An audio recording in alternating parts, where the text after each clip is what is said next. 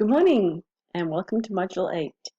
I wanted to quickly run through some of the ideas that you're going to be looking at in this module, which are a continuation of finding not just the area this time, but the volume created by taking a certain shape and revolving it.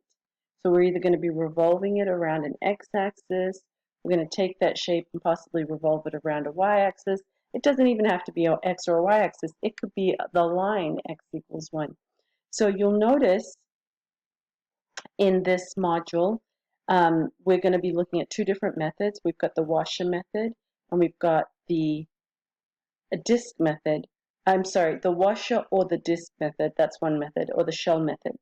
So our washer method is created, you'll see in the video, please make sure you pay attention, pause, stop, go back, watch it over and over again.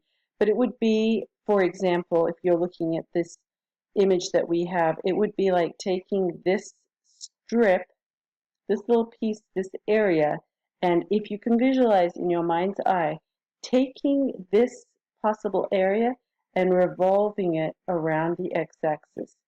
Can you visualize that you would have a very thin shaped donut? We could also take this and revolve it around the y-axis.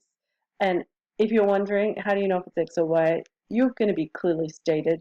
If you revolve this around the y-axis, now you'd have a donut that kind of has I guess more of a donut shape with a flat bottom going around in a circular fashion.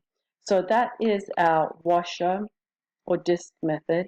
Then we have our shell method created by simply taking a certain area, certain shape of a shell, and then creating another shell and another shell and another shell. So we've got these sums of shells. And all of those shells put together give us a certain volume, certain shape that we're trying to find the volume of.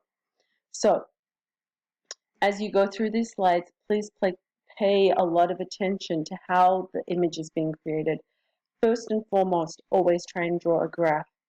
Draw a graph, try and visualize, even if you notice in this, with some circular fashion, an arrow, something, to see if you can understand what that shape is going to look like that you were trying to find the volume of. Then, as normal, once you've finished going through the lessons, watching the videos, pausing, please write, take notes, do as much as you can to try and help yourself understand this concept. This is not a simple concept. I'm not going to lie to you. Because typically the challenge is going to be, now I've got this washer, if it's going about the x-axis, and my limits of integration in terms of x or in terms of y. These are things I want you to pay careful attention to.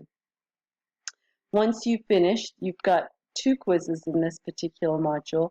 The first one is a very short one, but please have your pen and paper ready to draw, write, create. A lot of this is going to be dependent on how you are visualizing this. And there is a wrong and a right way to visualize. So really pay attention to that little area that's been taken and revolved.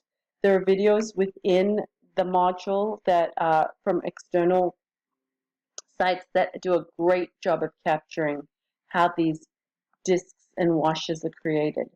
And then that second quiz will be solving an actual problem. So remember, take your time in this unit, but really review, recap.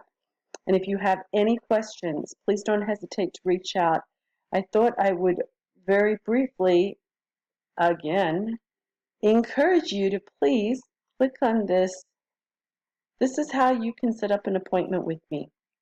By clicking on the Cisco WebEx button on the left of your Canvas course, and once you go there, you can set up an office hour.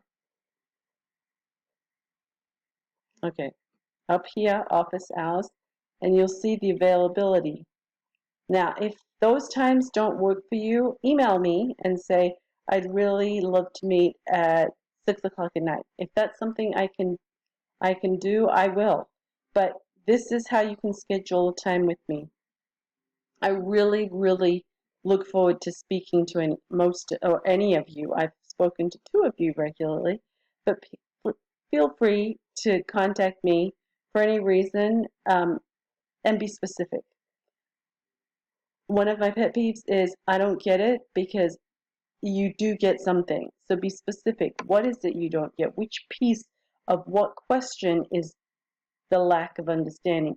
You've really got to learn to analyze your own thought process.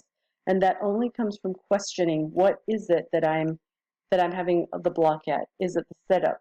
Is it the limits? Is it the function and which one I subtract from which? Is it the way it's revolving? Pay careful attention to what's being asked and what you need to do. Again, I'm here for you, so reach out with any questions you have. Talk to you soon.